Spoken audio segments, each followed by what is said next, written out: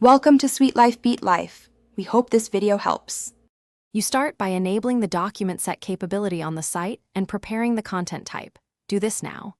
Go to Site Settings, activate the Document Sets feature if not already on, then navigate to Site Content Types and create a new content type using Document Set as the parent.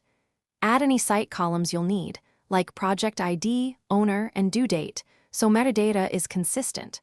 Once done, make sure the target library allows content types, so you can add this new document set to it immediately.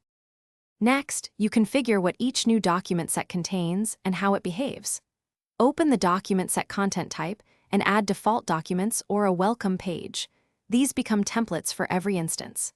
Arrange the columns and set default values or required fields so users don't skip metadata.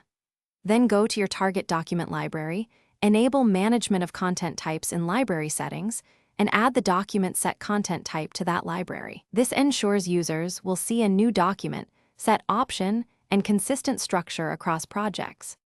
Finally, create a real document set to validate the setup and train users.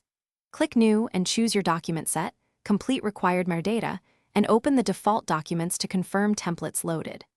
Verify versioning settings, permissions inheritance, and that the welcome page displays expected fields. If the document set option does not appear or templates are missing, make sure content type management is enabled on the library, re-add the content type, and clear browser cache.